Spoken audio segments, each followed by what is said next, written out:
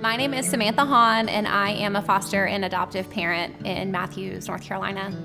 My husband Grant and I started fostering in 2017, so we just came across our 5-year mark. My wife and I, we've fostered 9 children. We've had 9 placements, but if you want to include all the emergency care or respite care, we've had about 23. 2 words that I would associate with my feelings and my emotional state as a foster dad and as an adoptive dad.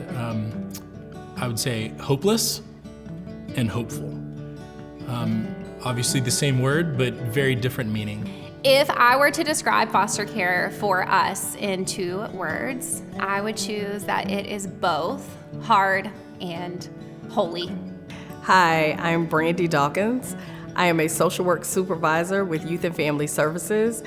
In Family in Home, I have an opportunity to oversee cases that have been substantiated or found in need of services for abuse or neglect. It is my heart's passion to be the person in between the investigator and hopefully that our families don't come into custody, and that we provide the necessary services that reduce the risk of children being abused or neglected.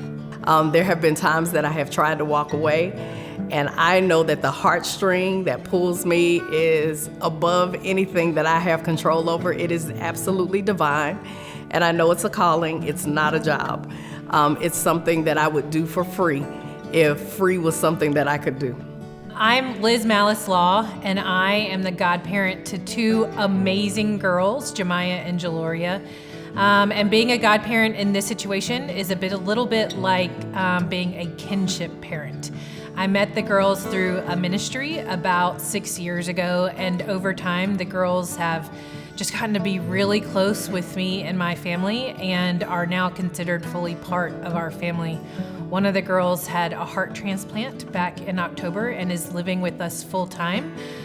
So that has meant being a full-time caregiver and learning a whole lot about transplant and everything that goes with it. And we have spent so much time at the doctor and with the transplant team.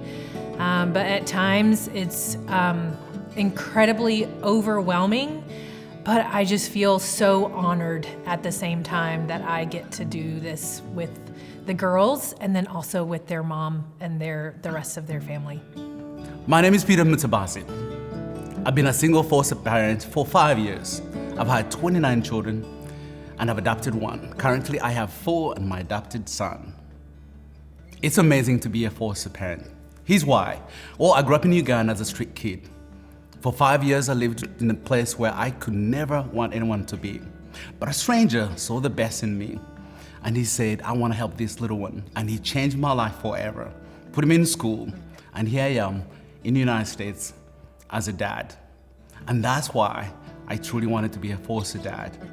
It's fun, it's joyful, I can tell you. Oh gosh, the smiles, the tears, the parents I get to know, it's a joy.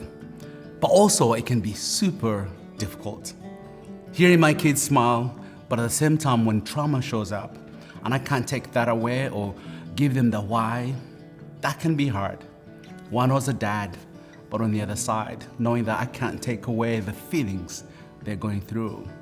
Hi, my name is Sharona Byers. I am a social worker for the last 20 years. I have worked in high schools, in the community, doing family reunification, working in homes.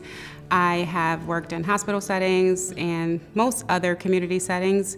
The last 10 years I've spent working here in Charlotte in foster care.